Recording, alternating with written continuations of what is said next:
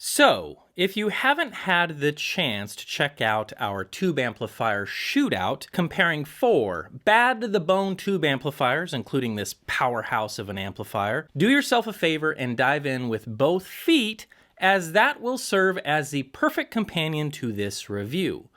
Also, if you're the kind of person who is itching for some sound clips, no problem. I'm going to toss all the clips that I have of this amp at the tail end of this video for you to enjoy if you don't want to sit through the exhausting hour amp shootout marathon. For those who have already watched the shootout, you might be asking yourself, with everything that we already covered in that video about the Black Ice Audio F35, what is there left to chat about? And with a warm welcome back to New Record Day, that's exactly what we're going to find out. With a starting price of $3,000, the Black Ice Audio F35 offers balanced connections and dual chassis design featuring carbon fiber and mirror finish glass panels with LED backlit touch sensors. The Odyssey circuit, designed in 2015, is a dual-phase V-drive circuit.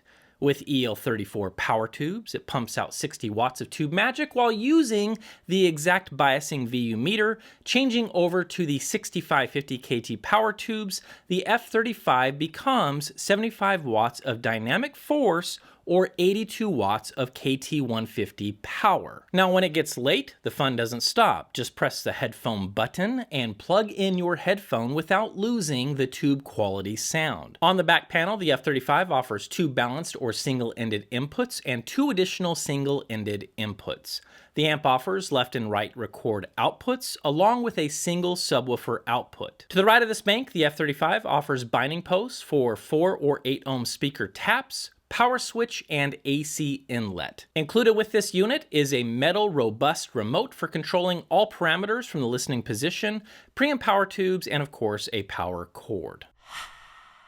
So one of the cool things that Black Ice offers is a wide range of upgrades on their amplifiers. In fact, all of their products. One of my goals in this review is to compare and contrast the differences that I have heard between the stock unit and the upgraded F35. The upgrades performed on the unit that was sent to me includes a host of upgrades, including their Level 3 Wells audio filtration upgrade, Level 4 master built wire upgrades, Level 5 Jupiter copper beeswax capacitor upgrades, and even Level 6 Vichy naked foil resistor upgrades as well.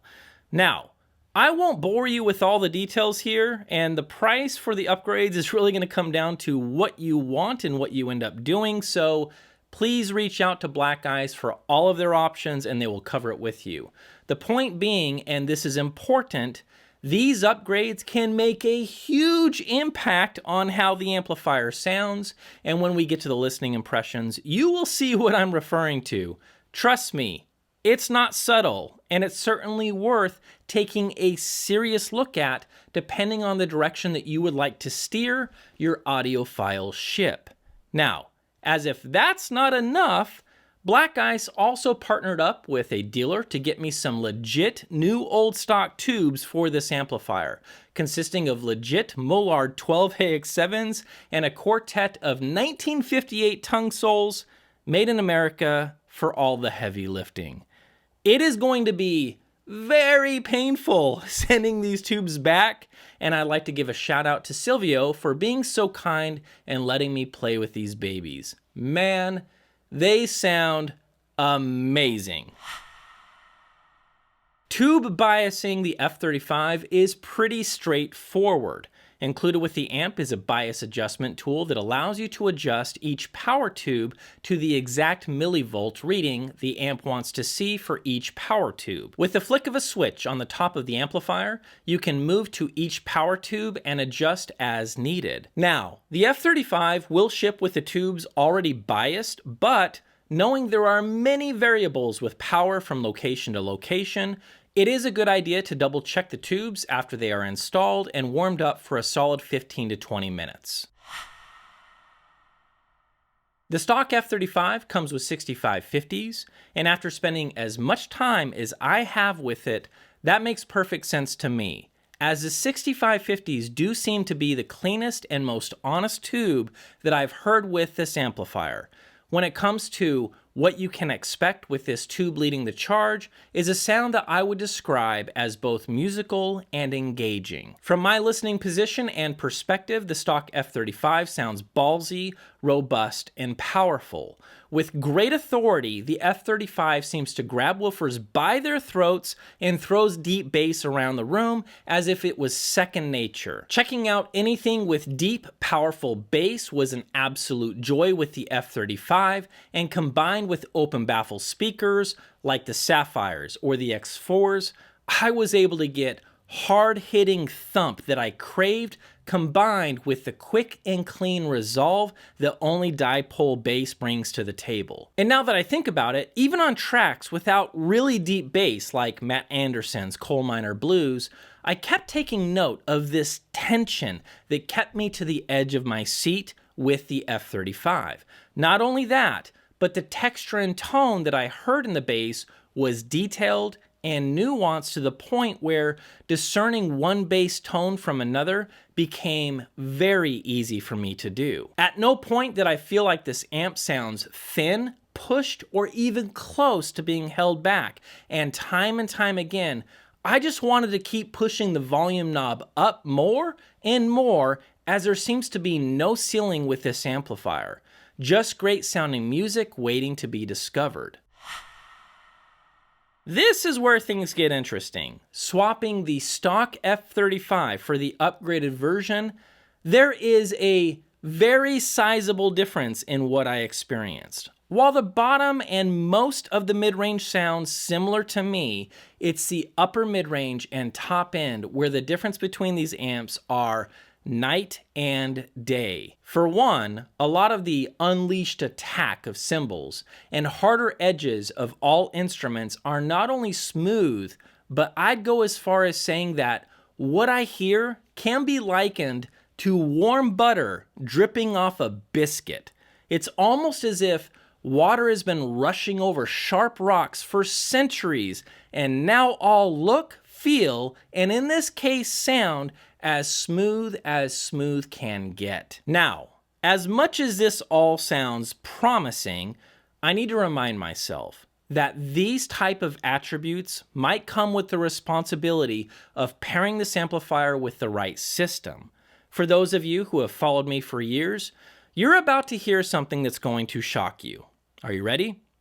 I can't think of any amplifier that I have ever spent time with in the history of New Record Day that I would rather pair with Klipsch speakers.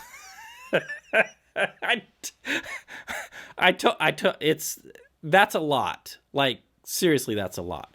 If that doesn't help you understand the level of refined smoothness that we are talking about, I don't know what will.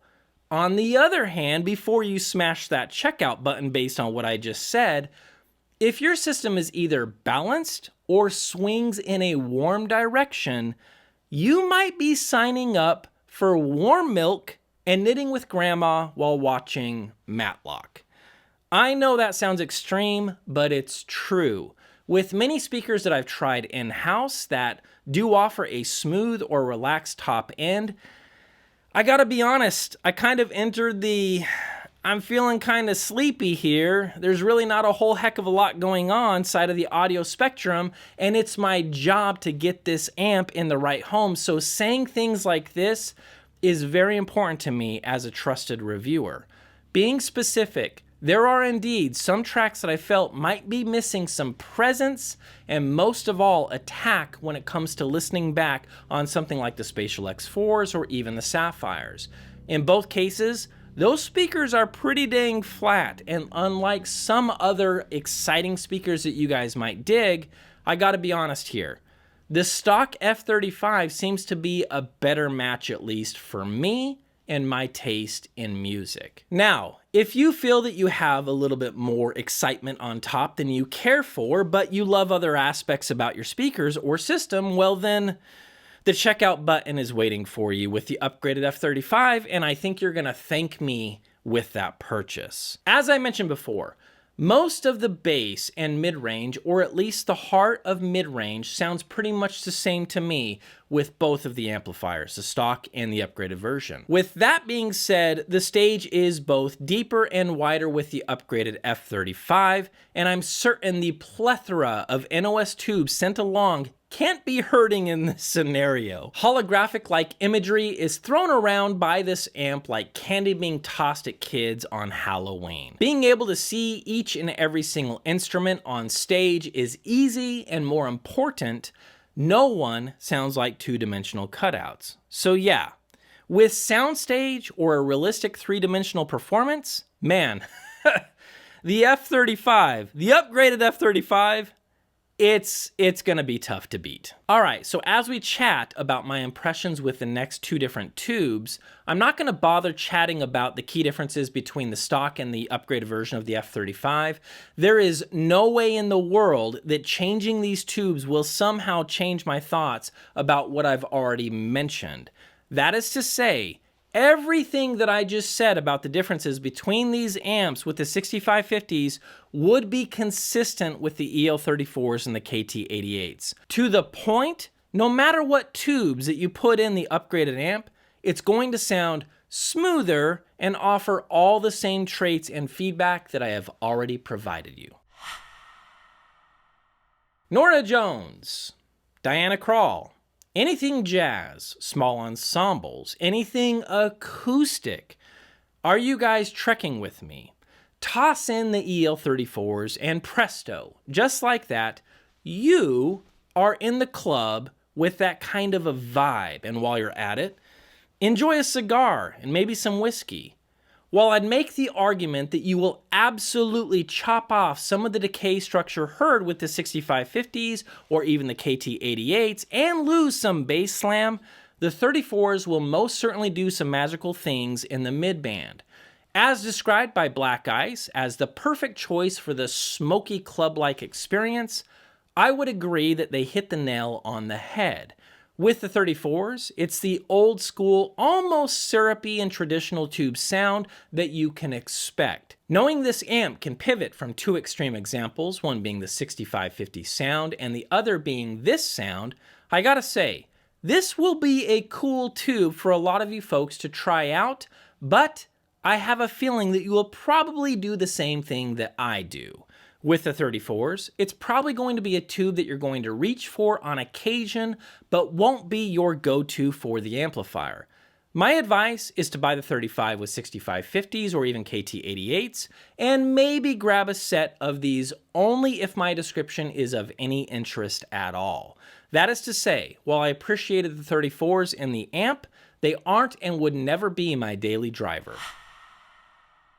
So after trying the smoky club-like experience of the EL34s, I wanted to sink my teeth into the KT88s and see what that brings to the table. With the Gold Lion 88s in the amp, I found myself thinking, if the 6550s and EL34s had a baby, it's entirely possible the 88s might be that offspring, and for goodness sakes, this combo ended up tickling this audiophile in all the right places. First, the heavy-handed slam from anything in the nether regions was nearly, if not as bold as the 6550s, which I love so much, but as we pulled away from bass and mid-bass, it sounds to me like some of that club smoke was introduced, but not nearly as thick as it was with the 34s. Also worth noting, everything unleashed, as I've heard in the 6550s, was the same with the 88s, especially on top. All cymbals hit with great authority, snap, and all sounded ballsy. Even rides and large crashes offered up a bell-like sound, and nothing ever sounded thin or held back. Between the three tubes, I definitely think that the 6550s and the 88s were my favorites, and with the slightest hint of a relaxed or romantic-sounding mid-band, I could see the 88s being a favorite for many audiophiles and music lovers out there. It's important to know that the headphone section of this amplifier is directly tied to the tubes themselves. The reason that this is important to understand is that If you like the sound of this amp with speakers, chances are you will love the way that headphones sound with it as well. Not only that, but the headphone section of this amp is very versatile, and even when trying something finicky about headphone amplifiers like the 109 Pros or my Grado SR80s, it sounded just as good as it when I tried it with something hard to drive that loves headphone amps like the Moondrop Venus. Keeping this short and to the point, the headphone section on the F35 is a versatile companion that shares all the amazing traits of the F35 and will keep your wallet free and clear of buying another headphone amp after making this purchase. And that, my friends, is never a bad thing. As for things that stood out about this amp, or things that I'll walk away appreciating more about it than other things, it's pretty cut and dry. This amplifier, especially in its stock form, is just plain fun. Pair this amp with any well-behaved speaker that you have laying around that maybe you thought was boring, and hold the F35's beer while it blows your freaking mind. I've said this time and time again on this channel, and it never ceases to amaze me that when a tube amp delivers holographic magic, it's downright addictive and hard to ignore once you have heard it. As I've mentioned in the listening impressions, this amp sounds free to my ears, almost as if there is no ceiling above it, and no matter how loud I play the amp, the music that I hear simply sounds free. As for the upgraded F35, while I do appreciate how insanely smooth and refined it is, it's a harder to recommend purchase for the masses. For audiophiles and hi-fi enthusiasts who already know what to expect with a smooth-sounding amplifier, then yeah, sure, we can have that conversation. But to my ears, the stock version sounds pretty dang balanced and I think will be easier to recommend to the masses. As for things that I don't like about the F35, there are two things that I would briefly chat about. When it comes to rolling tubes, this thing seems to be super finicky. If the tube is not making perfect contact to the pins or senses a power fluctuation it doesn't like, the amplifier will just simply shut off. Because I have spent a lot of time tube rolling with this amp, this feature in this amp has turned out to be a pain in the butt. Even now, I only have the 88s in here because I can't get the 6550s to play nice with this amplifier anymore. It's possible that one of the tubes is bad, but either way, it's been a little bit of a headache. Now, with all that being said, the guys at Black Ice have been insanely cool and responsive in troubleshooting these kinds of hiccups, and I'm certain that they will treat you just as well as they have treated me. The second thing that I don't like about the F35 is the mono output for subwoofers. Come on, Black Ice. You were at the finish line and you cracked open a beer and it's like, just take another step. You're at the finish line. No, take another step. Seriously. Look, I think many hi-fi enthusiasts and passionate audiophiles who have subwoofers or want subs in their system would probably appreciate the option of having stereo subwoofers to play with. Why? Because that's the way that the good Lord intended it. That's why. I think that this is a great sounding amplifier and worthy of putting on your short list. With the F35 being powerful, dynamic, and hitting like a Sherman tank, I honestly think this has been one of the most powerful sounding tube amps that I have ever put my grubby hands on, and I have enjoyed every second with both this stock unit as well as the upgraded amp. As for the upgraded F35, it is a trickier celebration, and while still worthy of praise, I do believe audiophiles would need to pay careful attention as to what it's being paired with for that perfect system synergy to hit the bullseye. As for the stock version, bullseye. It's a great amp, especially at the asking price. And with that, I'll see you Black Ice loving audiophiles in the next video. Amazing grace, How sweet the sound that saved a wretch like me. I once was lost, but now am found. Was blind, but now I see. 'Twas grace that taught my heart to fear, and grace my fears relieved. How precious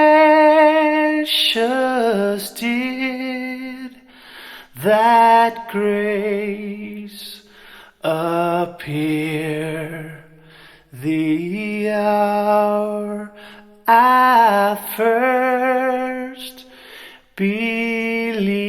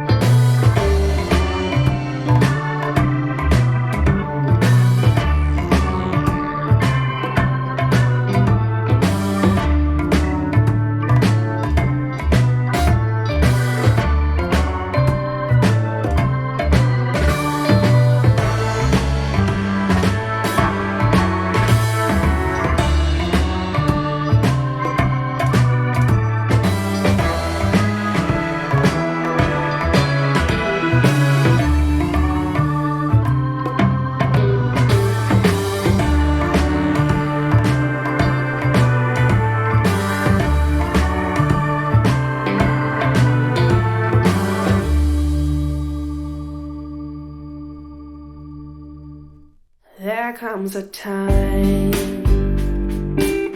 when I won't belong on these streets, in these crowds, in this room, in your eyes, and you'll no longer know whether to stay or to go. Take me or leave me, rusty and bleeding, a robot on the floor. Well, hours will be hours, I'll slip right through your hand. Doesn't matter what you wish for, doesn't matter how intense. And all those shiny people you wanted to impress, well, they're all watching now, so walk out the door.